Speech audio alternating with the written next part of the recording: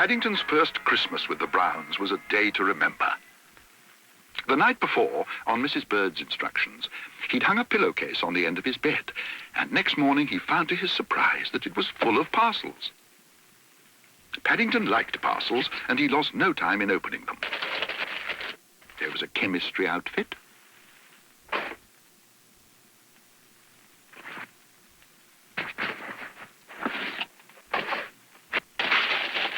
a new scrapbook from Mr. Gruber,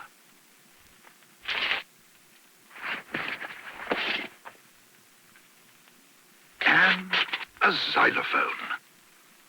Soon the whole house was awake. I'm as patriotic as the next man, grumbled Mr. Brown, but I draw a line when bears start playing the national anthem at 6 o'clock in the morning. There's no need to stand to attention, Henry, said Mrs. Brown. I'm not standing to attention. I'm stuck to the floor. Look. Oh, gosh, said Judy. That must be the instant glue I gave him for his new scrapbook.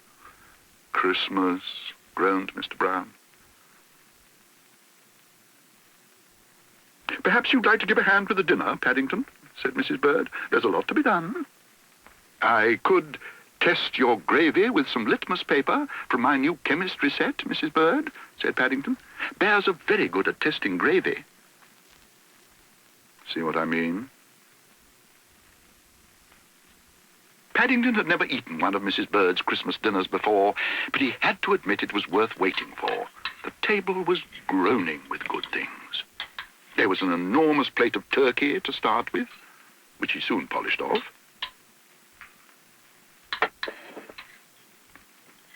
And that was followed by mince pies, which went the same way. But best of all was Mrs. Bird's Christmas pudding with custard. Well, Paddington, what do you think of it? Was it worth waiting for? It was very nice, Mrs. Bird, said Paddington, except I had a bone in my Christmas pudding. A bone, repeated Mrs. Brown. You can't have a bone in a Christmas pudding. I did, said Paddington firmly. It was all hard. I nearly broke a tooth. Mercy me, you know what he's done. Quick, said Mr. Brown, we'd better turn him upside down. And before Paddington had time to say anything else, he found himself standing on his head in a corner of the room. Try jumping up and down, suggested Mrs. Brown. I'm trying to, only it's not easy with paws. Perhaps we could try using a magnet, suggested Jonathan. I've got a great big one upstairs. A magnet, repeated Paddington. I've never heard of a bone magnet before. It's not a bone, said Judy. It's a 5-penny piece. It's supposed to be lucky. If you find it, you can make a wish. Lucky, repeated Paddington. I don't see anything lucky about nearly swallowing a 5-pence. I feel sick. You mean you haven't swallowed it? Mr. and Mrs. Brown looked at each other. Why ever didn't you say? Asked Judy. Nobody asked me, said Paddington. He was about to wish he'd not eaten quite so much Christmas dinner. Then he changed his mind. For really it had been quite the nicest one he'd ever had. So instead he made another wish. Then he pointed to his 5-pence. Perhaps you'd like a go now, Mr. Brown, he suggested. No, thank you. I think perhaps I'll leave it until next Christmas. And the way time flies, it won't be long to wait. That's funny, Mr. Brown. That means my wish is starting to come true already.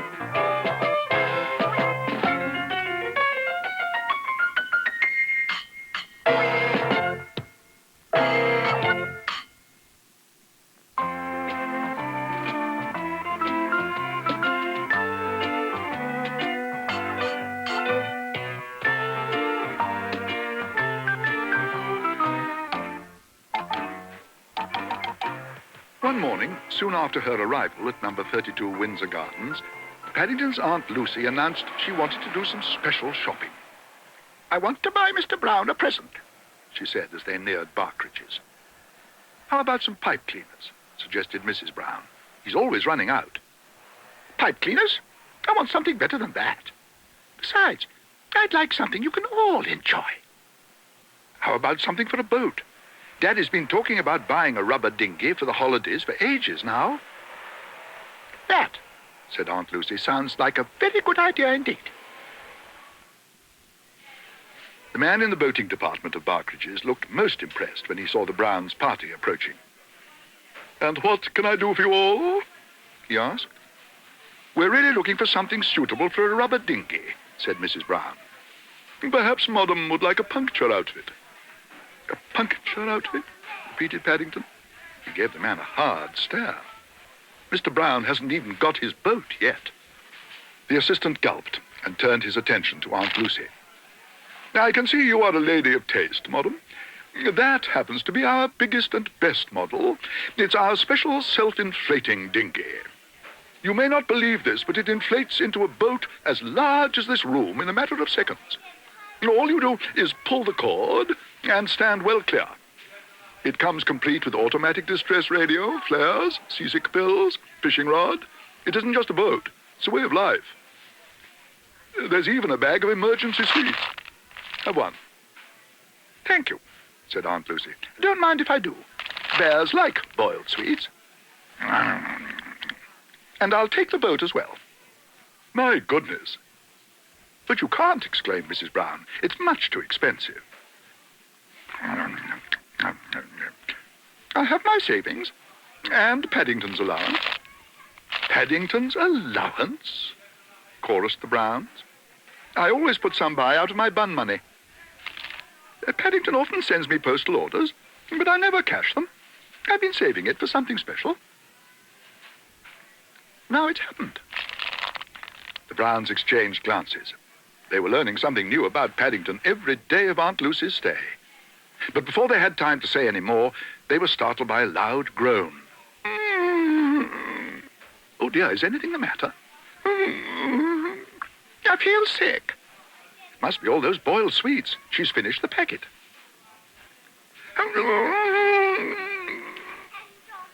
"Perhaps a seasick pill will do her good," exclaimed Paddington. "I'll get one."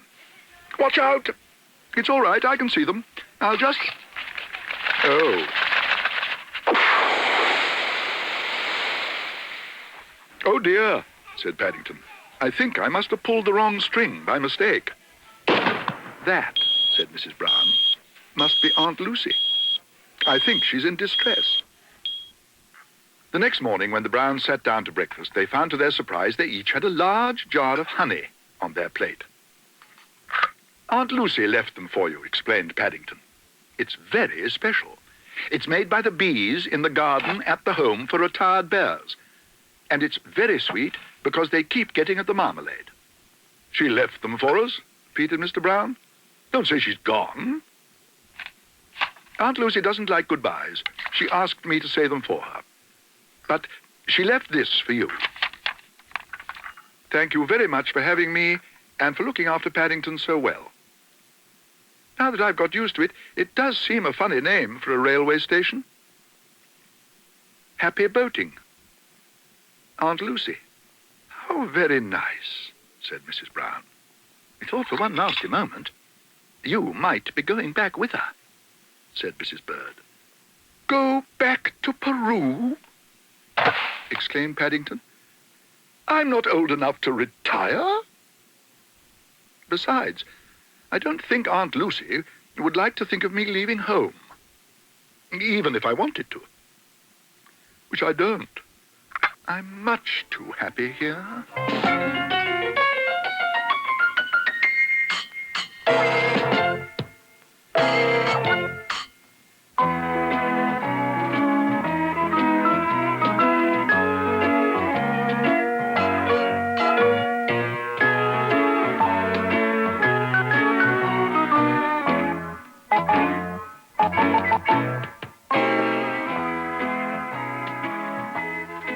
One morning, Paddington was woken by a strange knocking noise. At first, he thought it was to do with a dream he'd been having, all about a woodpecker being trapped inside his hat. But the marmalade sandwich, which he kept for emergencies, was still there.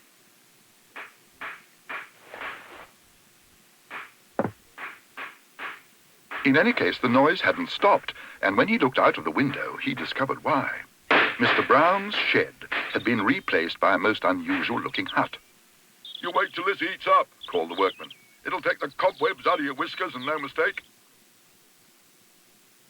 Paddington had never heard of a hut for removing cobwebs before, so he put on his duffel coat and, after a quick look at his own whiskers in the mirror, hurried downstairs in order to investigate the matter.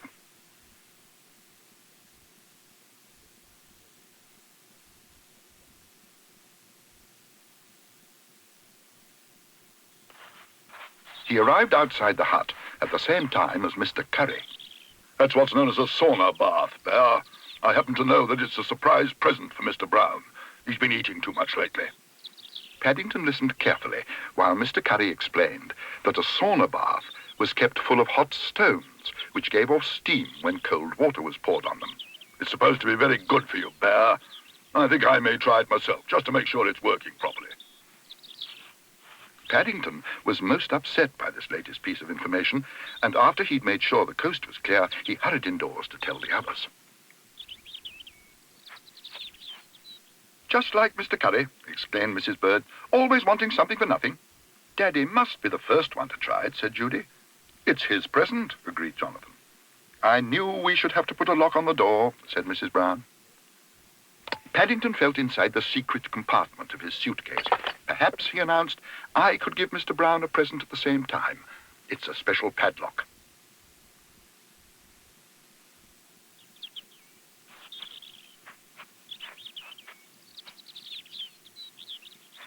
Paddington was very proud of his padlock.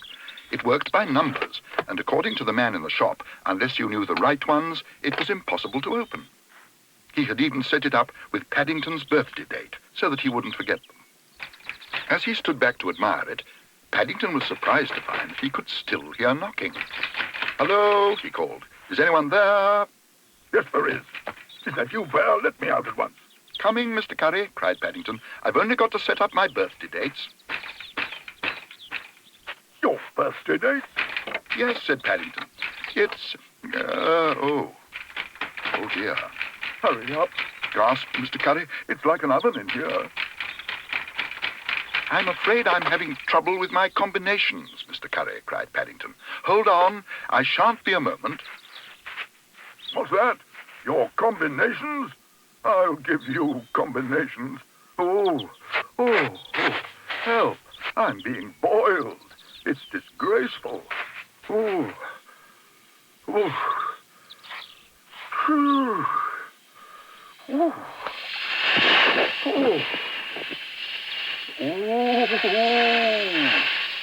"And what," demanded Mrs. Bird, "are you doing up there?"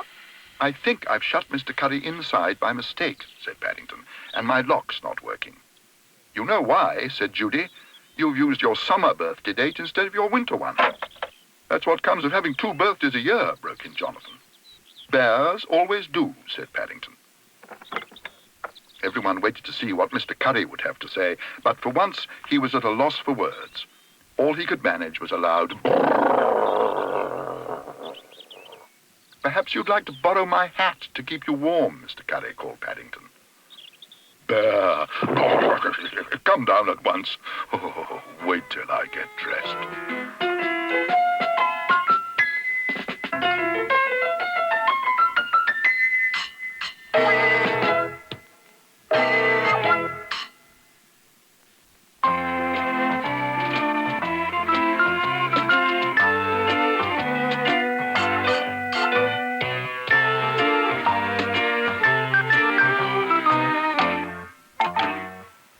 One morning, Paddington paid a visit to his local bank in order to withdraw his savings. It had to do with a surprise outing to the seaside, which Mr. Brown had told them about the previous evening. Mrs. Bird had opened an account for him earlier in the year, and although he'd often given the premises some hard stares when he'd gone past, he'd never actually been inside before, let alone drawn anything out. A trip to the seaside sounded a very good excuse indeed.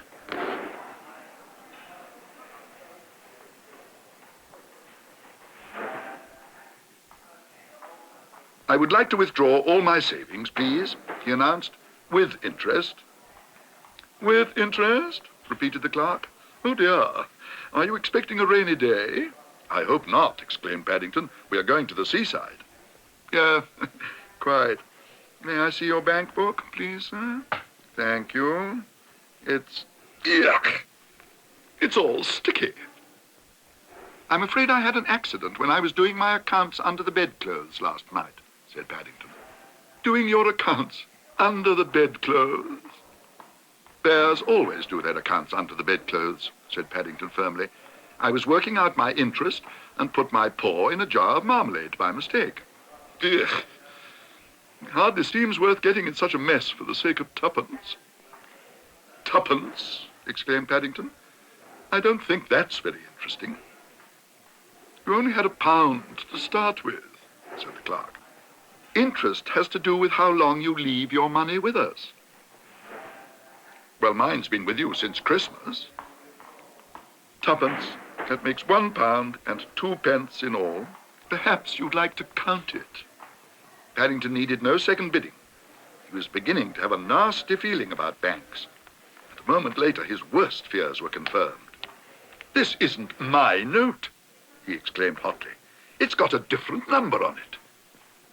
A different number? You can't expect to get back the same note you put in. Yours is probably worn out by now. I dare say it's been burnt. Burnt? You've burnt my note? I didn't say it had been burnt. I only said it might have been. Oh, come back. As Paddington hurried into the street, there was a look in his eye that boded ill for anyone who got in his way. Mrs. Bird had often drummed into him what to do in case of an emergency, and he couldn't remember ever having had quite such an emergency before. What I would like to know, said a policeman later that morning, is how anyone can manage to call the police, the fire brigade, and an ambulance all at the same time. Jonathan and Judy exchanged glances. You do ask people to dial 999 if they see anything suspicious. And burning pound notes must seem very suspicious to a bear. I'm afraid I got my paw stuck in the dial. Every time I called help, they put me on to someone else. That's when he called us, said Judy. Got paw stuck in dial. I don't know what the super will say about this. Never mind, Paddington, said Judy. At least you've got your tuppence interest. Paddington shook his head sadly. I haven't even got that, he said. I used it when I phoned you just now. Well, in the circumstances, I'm sure Floyd's will refund it for you, and you can keep your account open. And I'll make sure you get a nice new £1 note for your outing tomorrow. Paddington considered the matter for a moment.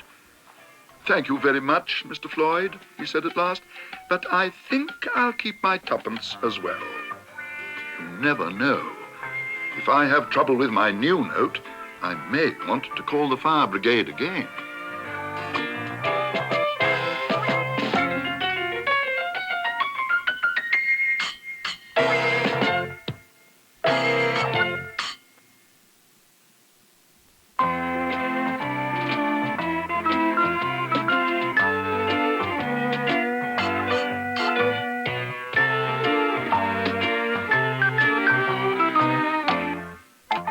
Paddington came to fretwork fairly late, but once he discovered its joys, he certainly made up for lost time. He soon became quite good at cutting out shapes, and he made several pipe racks for Mr. Brown, some decorated trinket boxes for Mrs. Bird and Mrs. Brown, and some nameplates, one for Jonathan and one for Judy. But it was when he turned his attention to making a jigsaw puzzle as a present for Mr. Gruber that things really started to move. According to the instructions, all you needed was a sheet of plywood, some glue, an old picture, and a rolling pin. Mr. Brown had some plywood in his shed. Mrs. Brown and Mrs. Bird were out for the day, and as luck would have it, he'd seen their neighbor, Mr. Curry, put some old paintings out by his dustbin that very morning. Paddington felt sure that anything Mr. Curry threw out must be very unwanted indeed. And soon he was hard at work.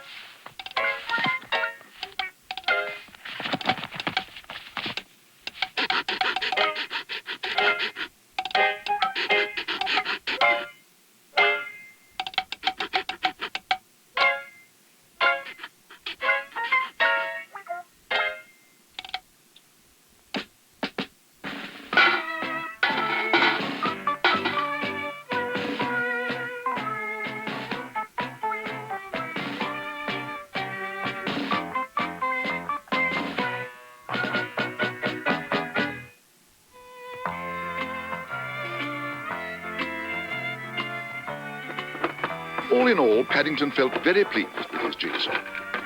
Some of the pieces were more difficult to fit together than others, but gradually the picture began to take shape. Mr. Curry's painting was a reproduction of the Laughing Cavalier, and although he seemed to be smiling more out of the side of his face than he had before, it was still a very good likeness. Paddington felt sure Mr. Gruber would be more than delighted when he saw it. But before he had time to do any more, he was startled by a loud knocking noise. Can I come in, Bear? I'd like to use your telephone. I've just been robbed. And I must say it's not surprising if everyone goes out for the day. Oh, I've been here, Mr. Curry. I've been busy making a present. A present? That's very kind of you, Bear. Fancy you going to all that trouble just for me. Oh, I haven't been to any trouble for you, Mr. Curry. I wouldn't. I mean... There's no need to say another word, Bear. I like jigsaws. It's just what I need to take my mind off things. You probably won't believe this, but I stood some things outside my back door while I was decorating the hall, and someone has stolen a priceless painting. I believe you, Mr. Curry. Bear, what are you doing, Bear? I can't see to do my jigsaw. Funnily enough, it's not unlike... Bear! What's the meaning of this? This is my picture, Bear! Come back, Bear! Priceless? Mr. Gruber gazed at the jigsaw. Did you say priceless, Mr. Brown? No, said Paddington. Mr. Curry did. Ah, that's different. If I'm not mistaken, this came off the lid of a chocolate box. That isn't the name of the artist in the corner. It's the manufacturer. I suggest we buy another box, Mr. Brown. Then Mr. Curry can have a new picture. You and I can share the chocolates with the family. And as for me, I really shall have something priceless. I don't suppose there are many genuine Bear's jigsaw puzzles in the world. Unless, of course, you are thinking of going into production in a big way, Mr. Brown. Oh, no, Mr. Gruber, said Paddington. If I did that, I think it might be the unkindest saw cut of them all.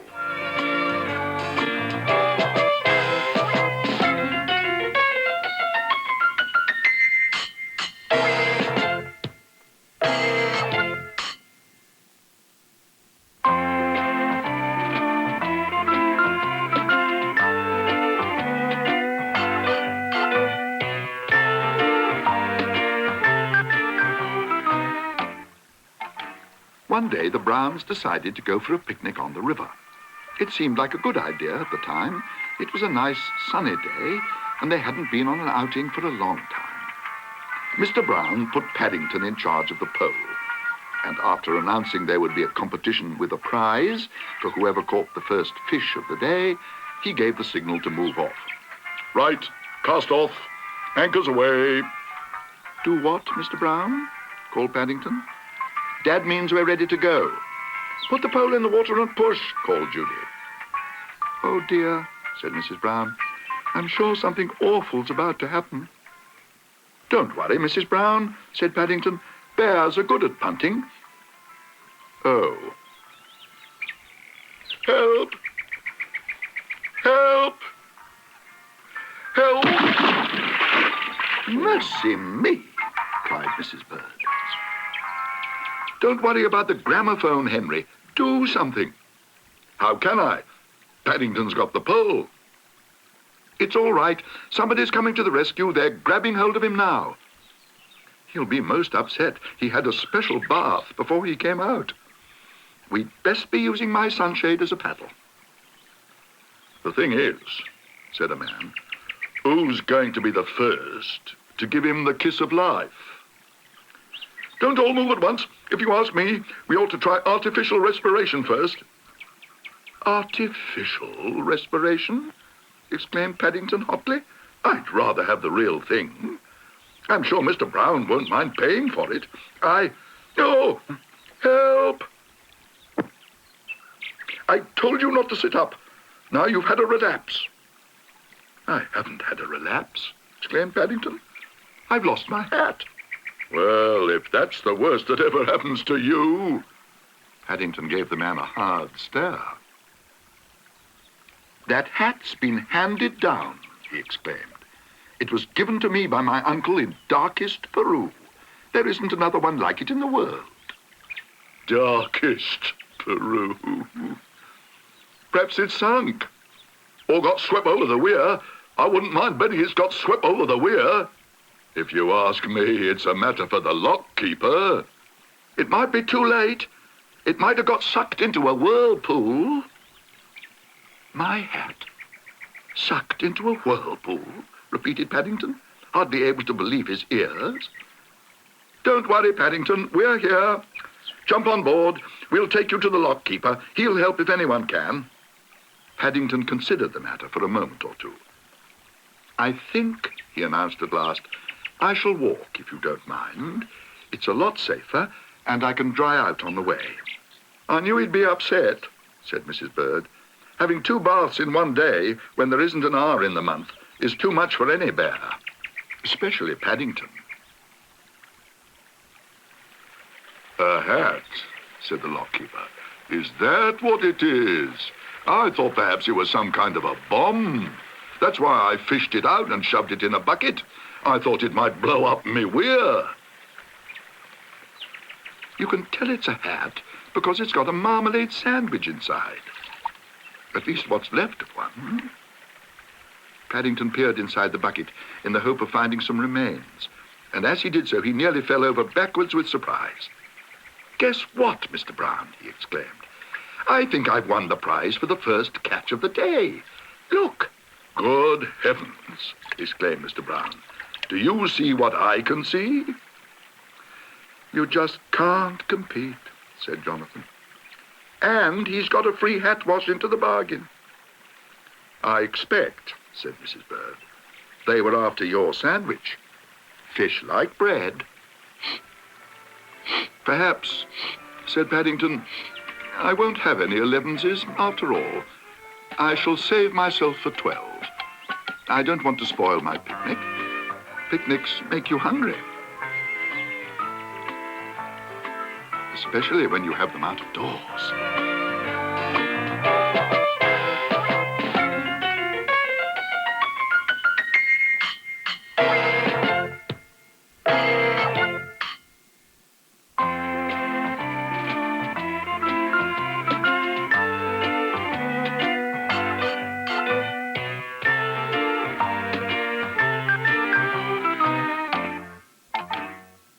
Paddington had never been to the seaside before, and he felt very excited.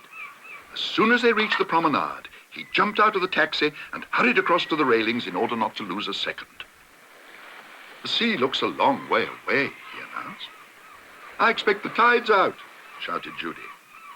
Out, exclaimed Paddington, after we've come all this way? Don't worry, it comes in twice a day. Paddington looked better pleased. Having 2 tides a day seemed very good value, and he was about to take another look through his glasses when he heard someone speaking to him. Excuse me, sir, but I couldn't help overhearing. I wonder if I could take your photograph while you're waiting for the tide to come in. Thank you very much, exclaimed Paddington. It won't take long. An handsome gentleman like yourself shouldn't go home without a memento of his visit. You can have as many as you like. That's very kind of you, said Paddington. In that case, I'll have 17. Large ones. 1 for my Aunt Lucy. She lives in the Home for Retired Bears in Lima. 1 for each of the Browns. 1 for Mr. Gruber. 17 large ones. My dear sir, just watch the birdie and get ready to say cheese. I'll be right with you. Paddington licked his lips. The sea air was already beginning to make him feel hungry.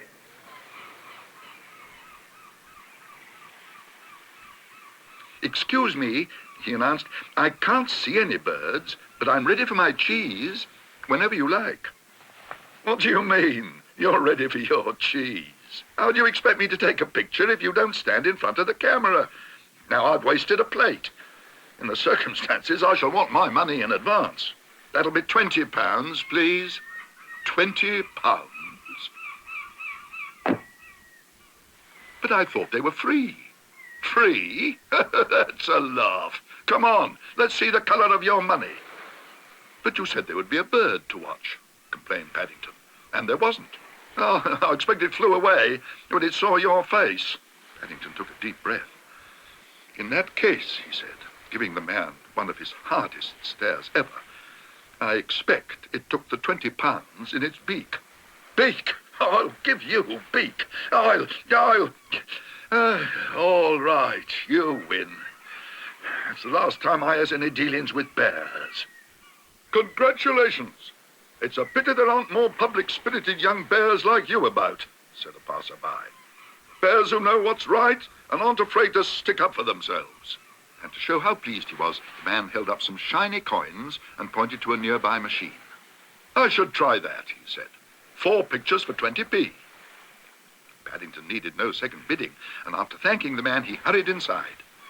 Even though there still wasn't a bird to watch, or any sign of cheese, for that matter, it did sound much better value.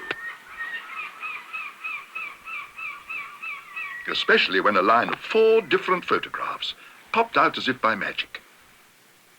And after holding them up carefully in order to make sure they really were of him, he hurried off to tell the Browns. I've had my photograph taken, he announced, 4 times. Fancy, said Judy, and we haven't been here 2 minutes. That one looks a bit like Napoleon, said Jonathan. That one looks like Napoleon going somewhere, said Mrs. Brown. And that looks like Napoleon coming back again, said Mrs. Bird. And that, said Mr. Brown, looks like a bear who could do with an ice cream to start the day off with. I think I like that last picture best of all, Mr. Brown, said Paddington. I may have that one framed, just to show what a nice time I'm about to have.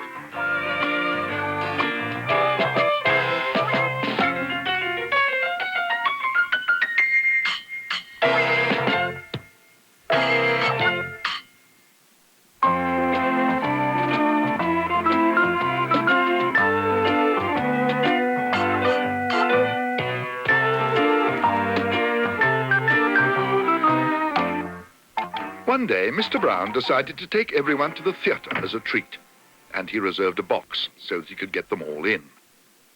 Paddington had never been to the theatre before, and he sniffed the air excitedly as he hurried on ahead of the others. It had a nice, warm smell, and everyone seemed very friendly and helpful. Would you like a programme, sir? Yes, please, said Paddington. I'll have 6, if I may. Thank you, sir. And will you be having coffee in the interval? Paddington licked his lips. Yes, please, he announced. I'll have 6 of those, too. Very good, sir. That'll be £5. £5. Help! Oh, dear, Paddington, I think you've lost your marmalade sandwich. Look. Must you bring sandwiches to the theatre? Asked Mr. Brown. You've only just had supper. It's all right, Mr. Brown. I've got some more in my suitcase. That, said Mr. Brown, is not what I meant. But Mr. Brown's words went unheeded as the curtain rose and they settled back to enjoy the show. The evening was a tribute to Cecily Bloom, the famous actor, who was performing pieces from his repertoire. The first item on the programme was a piece of Victorian melodrama in which he played the villain. As far as Paddington could make out, the luckless heroine seemed to spend most of her time either tied to a railway line in the face of the 6:20 from Euston, or about to part company with herself in the local sawmill. He gave Cecily several hard stares through his opera glasses, but either he was too far away or something happened as they passed through the lens, for they had little or no effect. Cecily was adamant. And despite the snow and the pleas from the heroine, it was clear from the expression on his face as the curtain came down that he felt he had won the day. Oh, dear, said Mrs. Brown, I do hope the second half is a bit more cheerful. I hope he's a bit better at remembering his lines, said Mr. Brown. He was making half of that up. It's readings from Shakespeare next. He's a famous playwright. Oh, gosh. Where's Paddington got to? Perhaps he's gone for an ice cream, said Jonathan. Perhaps, said Mrs. Bird, and then again, perhaps not. Knowing that bear, it's anyone's guess where he might be. Cecily Bloom looked at Paddington in amazement.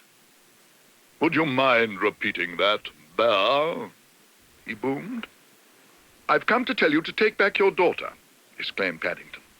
It's snowing hard and she hasn't got a duffel coat. If you like, I expect Mr. and Mrs. Brown would take her in. I expect... Having delivered his ultimatum, Paddington waited for the storm to break. But to his surprise, Cecily, who had been looking very gloomy until then, suddenly brightened. My dear Bear, this is the nicest thing that's happened to me in years. The fact that you actually believe what you've just seen. To tell you the truth, I've been having a little trouble with my lines.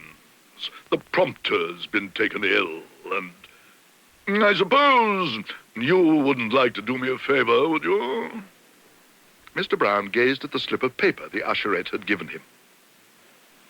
I have been given a very important job, signed Paddington. What can it mean? But the Browns didn't have long to wait for an answer. As the curtain went up, Cecily began his famous recital from Hamlet. To be... Or not to be, Cecily, called Paddington. Thank you, Bear. To be... Or not to be, Cecily, that is the question. No, it isn't, whispered Mr. Brown. The question is, how does Paddington get away with it? That, said Mrs. Bird, is something even Shakespeare would find hard to answer.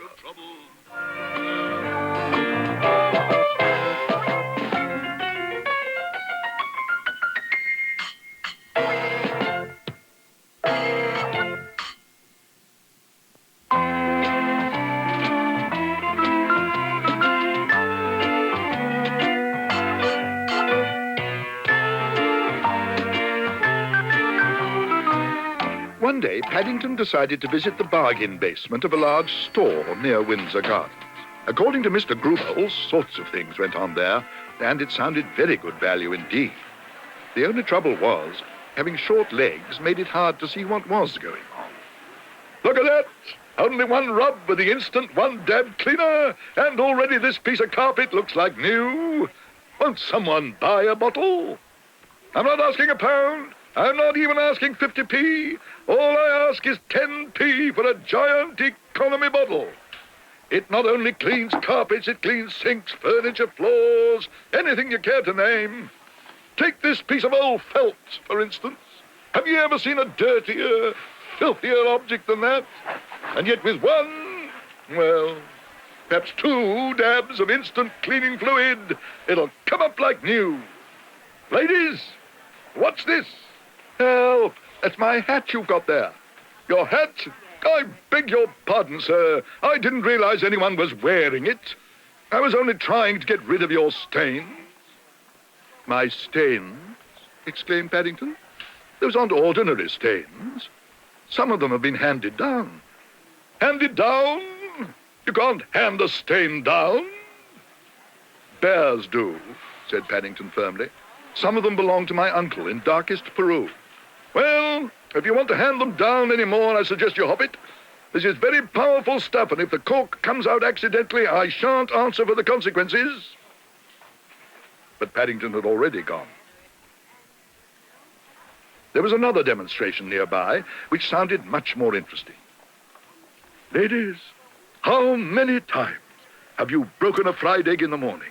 How many omelettes have you ruined at lunchtime?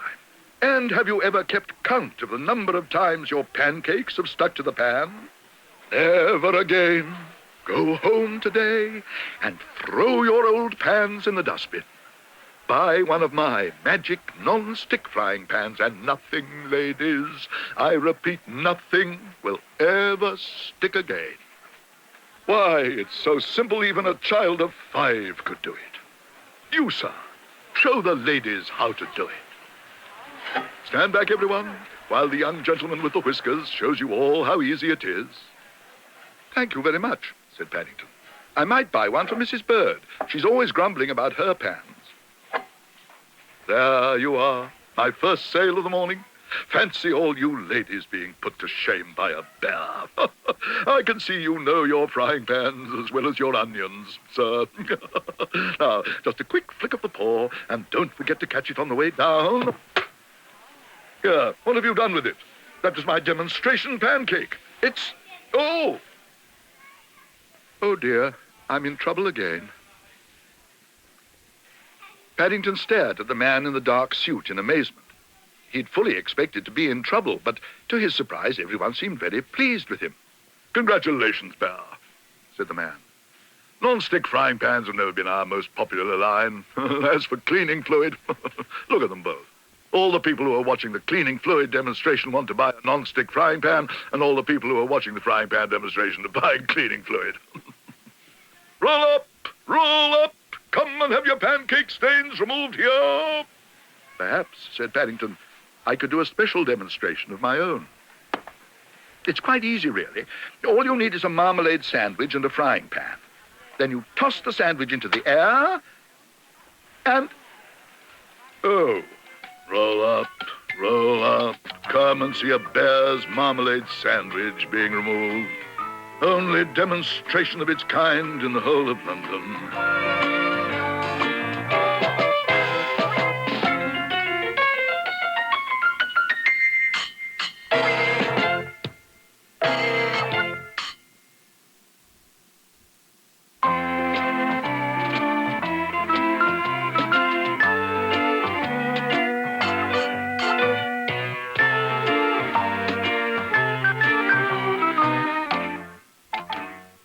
One morning, Paddington was on his way to the bank when he heard a strange hissing noise. Tsk, tsk. "Excuse me, sir, you're not going in there, are you?" "I was," said Paddington. "I'm going to put some savings into my account." "Oh, it's a good job I caught you in time. Between you and me, all's not well with Floyd's." "All's not well with Floyd's?" exclaimed Paddington. "You want my advice, sir? You'll put your money in oil." "Put my money in oil," repeated Paddington. "Won't it get dirty?" "Dirty? Did you say dirty, sir? Do you realize what you're standing on at this very moment? A lot of people might think that had dripped from a car. They don't realize it's seeping up through the ground, under their very feet. I tell you, sir, anyone who buys a share in the Portobello Road Oil Company is going to make a fortune." "The Portobello Road Oil Company?" repeated Paddington. "Don't think I've ever heard of that before." "Not many people have, sir. Not many people have. Look, how much money did you say you were putting in the bank?" £5. I've been saving it out of my bun money. It's for Christmas and birthday presents." "Tell you what, this share is really worth £10. But seeing as how I've taken a liking to you, I'll let you have it for £5. Paddington considered the matter for a moment. "It's very kind of you," he said, "but I don't know that I want to spend all my money. I want some left over for presents." "My dear sir, you look like a bear of the world. You must know about oil. By the way things are going, by this time tomorrow, you'll have so much interest, you won't know what to do with it all. Why, look, you're seeing the Portobello Road as it is for the last time. Soon it'll be full of derricks. But don't forget, not a word to anyone.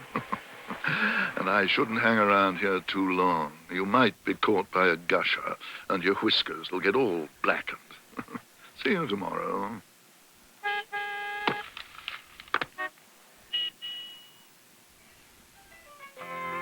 Paddington spent the rest of that day hopefully drilling holes in the garden at number 32 Windsor Gardens, but either the oil had confined itself to the Portobello Road, or Mr. Brown's drill bit wasn't long enough, for there was no seepage to be seen anywhere, let alone any sign of a gusher.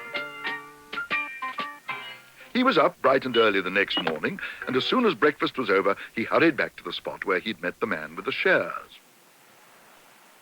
"Excuse me, sir, can I help you?" "I was looking for a derrick," said Paddington.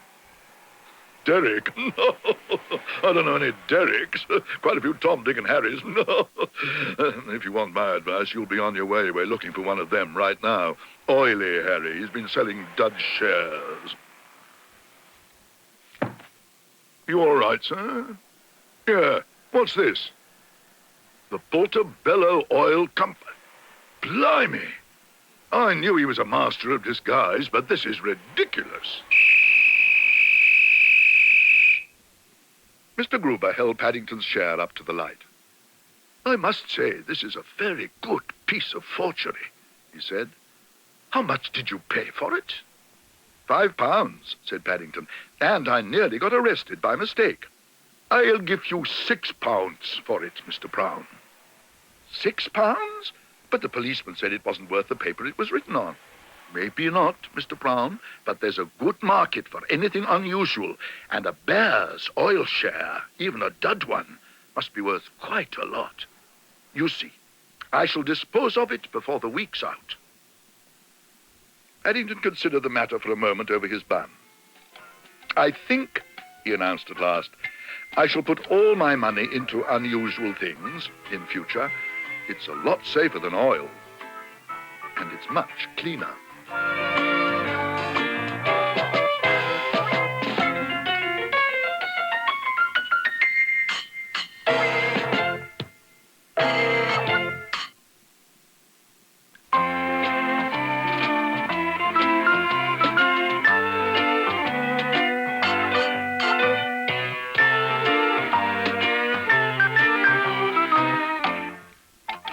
Adrian, Crisp, garden ornaments, said Mrs. Bird.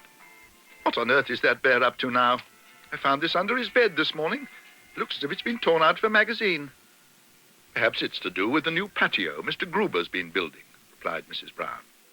He said something about wanting to buy a finishing touch for it when he came in last night. If Paddington's got anything to do with it, finishing touch could be the right description.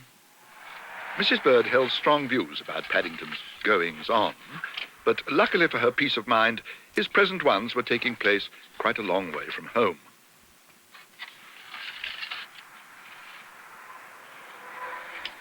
Paddington had a determined look in his eye, one which had been there ever since his friend, Mr. Gruber, had shown him his new patio.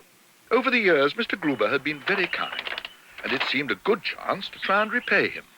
Looking round Mr. Crisp's emporium, Paddington decided there were some very good finishing touches indeed. One in particular caught his eye. Excuse me, Mr. Crisp, he announced. I'd like to buy one of those lions, if I may. A lion? Oh, my goodness, how nice. That'll be £200. £200 for a lion? But it's made of stone. You could get a real one for that. I dare say, but these lions happen to have come from a stately home. They are simply steeped in history. Paddington took a closer look at one of the lions. It certainly appeared to have been steeped in something, but he was much too polite to say so. How much were you thinking of paying? Asked Mr. Crisp. I was thinking of 10 pence, said Paddington. 10 pence? Don't strain your resources, will you? I suppose I might be able to find you one or two old bricks. Or you could have that ball you're sitting on. Paddington considered the matter for a moment. What is it? He asked. For 10 pence, said Mr. Crisp. You don't ask questions like that. And I'm afraid you'll have to arrange your own transport. That's all right, Mr. Crisp. I've brought a bag. I expect I can manage. It will... That was Mrs. Bird's best carrier bag. Oh, my. I'll see if I can find you some brown paper. There's a bus stop just outside. If you hurry, you may just catch one. Oh, dear.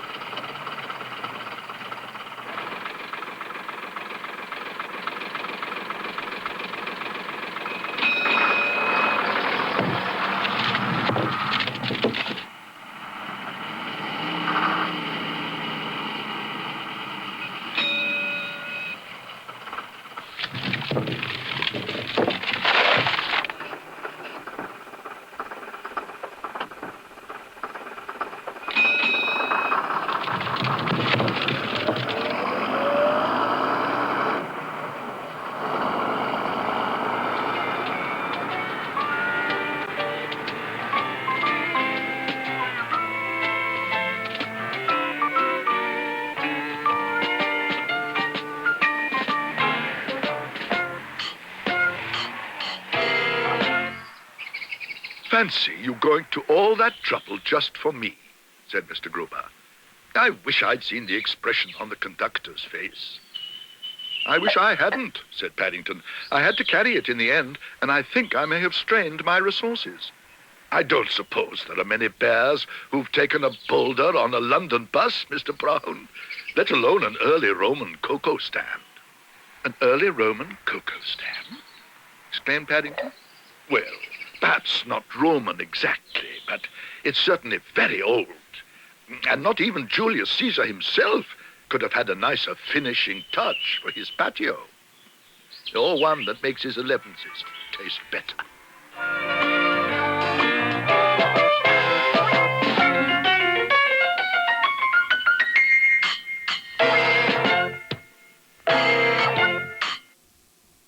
Come on home where your good friends are waiting. Everything shiny and new. Come where excitement is playing. Walt Disney and you. Come home to all your good friends. Mickey. Donald. Goofy. Herbie. Alice. Winnie the Pooh. Mary Poppins. Pollyanna. You have a stubby little nose. And many more. You'll see your favorite heroes, including Zorro, Davy Crockett, the king of the wild frontier, and Condor Man, Disney's spy in the sky. But there's no escaping the Disney villains. You call that murder? Lean on him. Am I in your way? He's not an agent of the CIA! He is a writer of comic books! Wait, don't nobody know this is a holdup! That rotten car is driving me piffy! Fire that musket, and I cuts his throat. Was that anyone we know? He's your uncle? Yes, that's why I happen to know Uncle Alonzo has a heart. Want a light? You're invited to enter a world of excitement.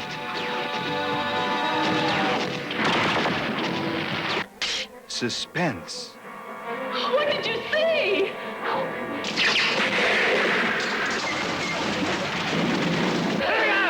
Surprise.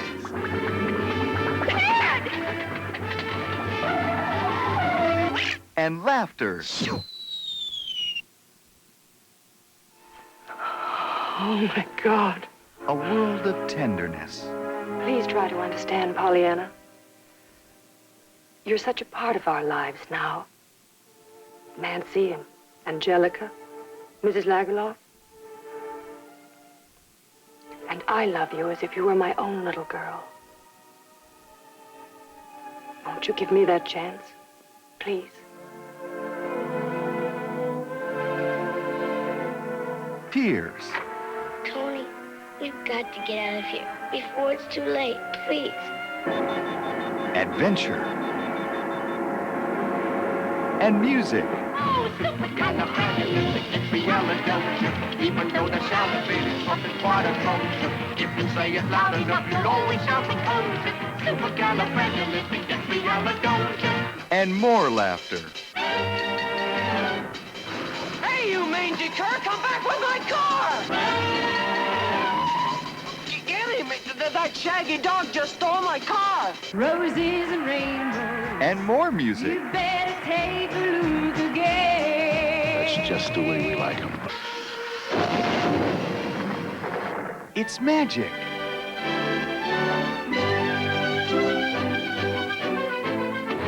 It's frightening.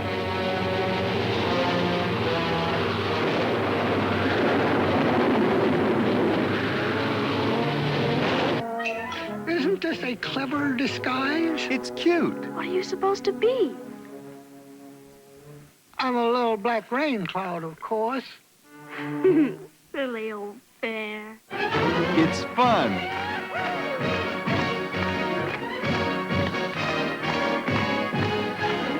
And it'll take you by surprise. Are you ready for the Disney lineup? You ready? I'm ready. You ready? I'm ready. You ready? I said I was ready.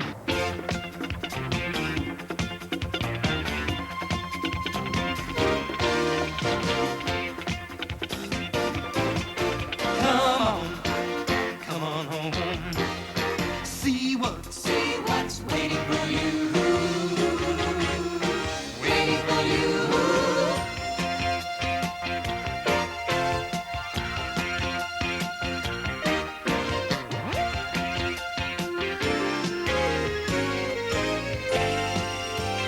Come on home where your video's playing.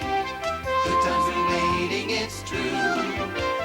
Come where your family is waiting for Walt Disney and you. Walt Disney and you. Walt Disney and you. Now available from Walt Disney Home Video. Great!